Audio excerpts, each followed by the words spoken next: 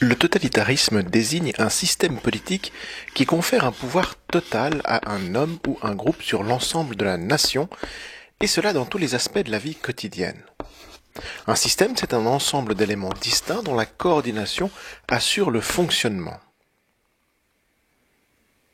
Enlever une pièce au système, et le système ne fonctionne plus. Si à travers l'histoire on trouve plusieurs cas antérieurs au XXe siècle, c'est avec les fascismes et le stalinisme que la théorie totalitaire va beaucoup se développer.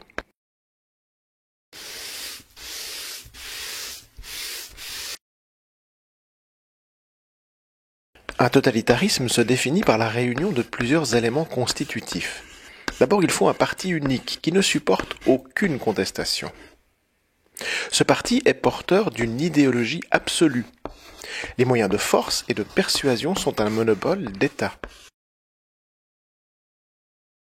L'État développe une terreur institutionnelle. Et enfin, l'économie est contrôlée. Le totalitarisme procède par fusion entre l'État, son leader et son idéologie.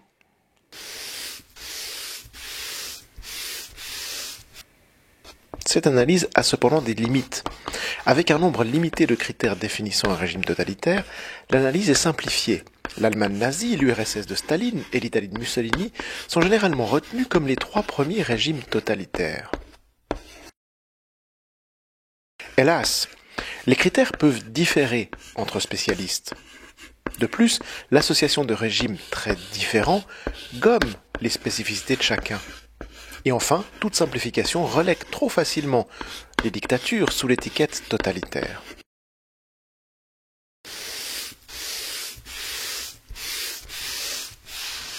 Il y a plusieurs nuances. Nous aborderons celle d'Hannah Arendt. La philosophe américaine considère qu'un régime totalitaire procède par destruction des structures sociales, mais encore qu'elle ne peut avoir de limite spatiale. Et enfin, que ce régime a l'exterminisme comme finalité.